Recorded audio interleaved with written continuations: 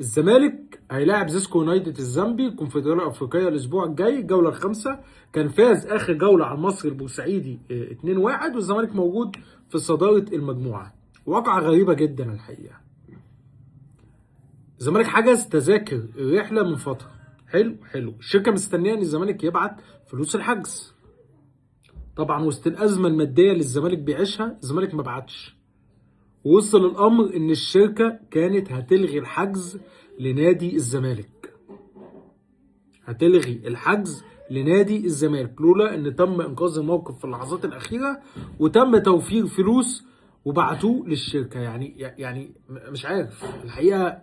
يعني مش لا تعليق. هل وصل الحال بنادي الزمالك ومجلس اداره نادي الزمالك ان انت يعني بتنقذ سفريه على اخر لحظه؟ سفر يا جماعه، سفر الزمالك مسافر. طب الزمالك بيلعب في افريقيا ليه؟ ما ننسحب كمان، ننسحب طيب من افريقيا. الزمالك ينسحب من الكونفدراليه الافريقيه وما يكملش بسبب الازمه الماليه. طالما معناش فلوس نسافر خلاص. اللعيبه ما خدتش فلوس، معروف تمام. في لعيبه بتفسخ عقودها تمام. كنت عايز تجيب مثلا مدير فني اجنبي وما جبتش مدير فني اجنبي وجبت الكابتن معتمد جمال بالصدفه عشان معكش فلوس تمام. هل يصل الامر ان انت معكش فلوس تحجز للزمالك عشان يسافر يلعب في افريقيا؟ ده احنا كنا زمان بنسمع ان الزمالك مثلا في فريق الزمالك هيلعبه في افريقيا، فالفريق ده انسحب من الزمالك مثلا، ما جاش يلعب الماتش اللي هنا عشان عنده ازمه ماديه، فخلاص الكاف حسب نتيجه الماتش لصالح الزمالك مثلا والزمالك تاهل. هل يعقل ان الزمالك ما فيش فلوس تحجز عشان تسافر؟ لا لا لا لا، في مشكله جامده جدا جدا جدا. والمفروض ان انت بعت نصر ماهر، المفروض ان انت بعت دونجا. طب انا يعني المفروض ان انا مش عايز اسمع من هنا لنهايه الموسم اي كلمه خاصه بازمه ماليه لفريق الكوره. انا ببيع اللعيبه ليه؟ عشان اصرف على الفريق. خلاص خلصت. طب لو ما بعتش دونجا كنت يعني هتكمل الموسم ازاي؟ هتصرف ازاي؟ وهسال سؤال تاني، لو ارض اكتوبر اصلا مش موجوده طب الزمالك كان هيعمل ايه؟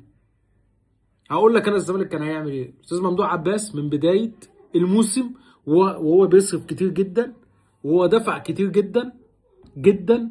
فاستاذ ممدوح عباس لو مش موجود كمان من اول الموسم كنت هتسمع عن المشاكل دي من بدري. كنادي الزمالك وكجماهير نادي الزمالك واعضاء جمعيه عموميه في نادي الزمالك، انت كمجلس اداره المفروض توفر موارد ماليه باي شكل وباي طريقه. والمفروض يكون عندك بلان محطوطه رقم 1 وبلان محطوطه رقم 2 وبلان محطوطه رقم 3، وعندي اكتر من مصدر اضخ منه موارد ماليه واصرف منه على فريق الكوره واجيب صفقات واحل مشكله قيد. لكن الوضع جوه فريق الكوره في نادي الزمالك يوم بعد التاني من سيء الى اسوأ. ربما لم نسمع عن تلك الامور على مدار تاريخ نادي الزمالك. كانت اقصى حاجه مثلا ان اللعيبه ما خدتش فلوسها فتره والمشكله بتتحل. كان الموضوع عادي يعني. وده بيحصل في كل الانديه بالمناسبه وكل الانديه في العالم. لكن الزمالك ده يعني الموضوع دخل في مرحله صعبه. جماهير نادي الزمالك مش هتتحمل تاني ومش هتصبر. خلاص صبرت بما فيه الكفايه. فالمفروض بعد بيع ناصر وبيع دونجا والفلوس عندك المفروض كلمه اي لعيب ما خدش فلوسه تنتهي. طب انا استفدت يعني لو بعت اللعيبه والازمه الماليه موجوده لسه، طب انا يعني عملت ايه؟ على فكره فلوس بيع دونجا هي اللي الزمالك هيعتمد عليها الفتره اللي جايه وهيصرف فيها الفتره اللي جايه. وربما كمان يكونوا حل جزء منها من مشكله السفر الساعات اللي فاتت. وبعض الناس برضك جوه المسؤولين جوه المجلس تدخلوا وحلوا الموضوع. لكن من المفترض ان انت خلاص بقى هيبه نادي الزمالك ترجع من الناحيه الماليه على فريق الكوره. ماليش دعوه باي حاجه تاني. على فريق الكوره هيبه نادي الزمالك ترجع. لان المشهد ان انت هتبيع حد تالت يعني اللي ممكن يتباع بالمناسبه حسام عبد المجيد، سيف فاروق جعفر، محمد عواد. خلاص ناصر منسي مكمل، مفاوضات مع النادي المصري اتقفلت. فلو هتبيع حد عندك حسام عبد المجيد، محمد عواد، سيف فاروق جعفر. ما جاش عقود رسميه لنادي الزمالك لاي واحد من الثلاثه لحد دلوقتي. فالاقرب ان الثلاثه هيستمروا مع نادي الزمالك، مفيش حد منهم هيمشي، ده الاقرب. الا لو جه مثلا عرض كبير بتتكلم في 2.5 3 مليون دولار لحسام عبد المجيد في الوقت ده، وانا شايف ان الموضوع صعب. لو في عرض كان يتقدم من بدري كمان. سيف فاروق جعفر الزمالك قال لو جه عرض هيمشيه. هل جه عرض؟ ما جاش عرض. محمد عواد المشكله الاساسيه ما بين محمد عواد، هات يا محمد عواد عرض وهتمشي. طب جه عرض ما جاش عرض، كان في عرض بدايه الموسم من النادي المصري البورسعيدي، لكن دلوقتي ما جاش عرض لمحمد عواد. فالاقرب خلاص ان انت بعد ناصر ماهر وبعد دونجا محدش هيمشي. خلاص انت مكمل بنفس السكواد اللي موجود، وكويس بالمناسبه ان انت بدات تبص على قطاع الناشئين. ده حلو جدا، هيساعد كتير جدا وهيحل لك مشاكل فنيه كتير جدا. وزي ما بقول لك كان نفسي النادي الاهلي اشوف 3 و4 جوه قطاع ناشئين في النادي الاهلي.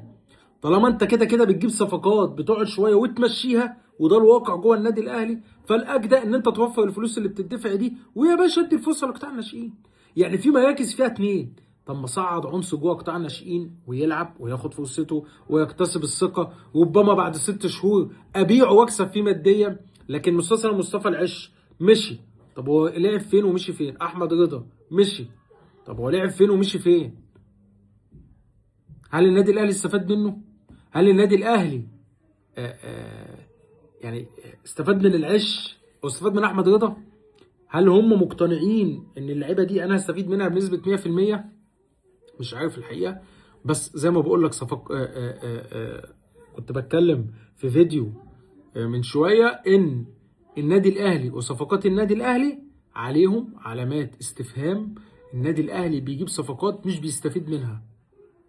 فكان نفسي النادي الاهلي زي ما بقول لك يجيب لعيبه قطاع ناشئين يعتمد عليها، زي الوضع جوه نادي الزمالك، ان انا اما بدعم لعيبه بصعد لعيبه ابتدي ياخدوا فرصتهم في اكتر من عنصر كويس. يعني محمد سيد على فكره ما هو قطاع ناشئين، اسامه عم جيد قطاع ناشئين، خضر ومحمد ابراهيم اللي بيلعبوا دلوقتي قطاع ناشئين، ايشو قطاع ناشئين.